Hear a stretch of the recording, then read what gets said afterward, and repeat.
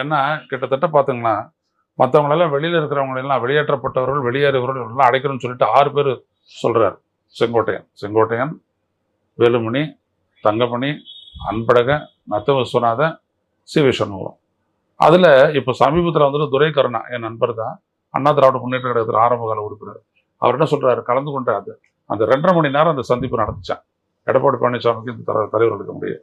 ஒரு கட்டத்தில் அவர் சொன்னார், ஏன் அதை சொல்லிக்கிட்டே இருக்கிறீங்க திருப்பி நீங்கள் வேணா நீங்கள் போய் சேர்ந்துங்க அப்படின்னு சொல்லும் போது சி வி சண்முகம் வந்துட்டு ரொம்ப கோவப்பட்டு, என்ன இது உங்க கட்சி நான் உங்களுக்கு நினச்சிட்டு இருக்கிறீங்களா அப்படின்னு சொல்லிட்டு அவர் ஆரம்பிக்க சண்டையாக, உடனே வேலுமணி வந்துட்டு இதெல்லாம் அப்புறம் பேசிக்கலாமான்னு சொல்லிட்டு இவர் தள்ளிட்டு வந்ததாக கூட அந்த விஷயத்தை ஒரு வெளியில் சொன்னார். ஸோ அந்த அண்ணா திராவிட முன்னேற்ற கழகத்தினுடைய பலவீனத்துக்கு கட்சியை விட்டு வெளியேறினவங்க செல்வா கூட வெளியில் இருக்கிறது ஒரு காரணம் அப்படின்றது எல்லாரும் உணர்ந்த ஒரு விடயம் தான்.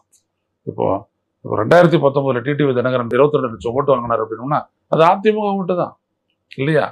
அதே மாதிரி போன எலெக்ஷன்ல வந்துட்டு பல தொகுதிகளில் அதிமுக பெற்ற ஓட்டின் காரணமாக அமமுக பெற்ற ஓட்டின் காரணமாக அஇஅதிமுக தோத்தது அப்படின்றது நிதர்சனமான விடயம்.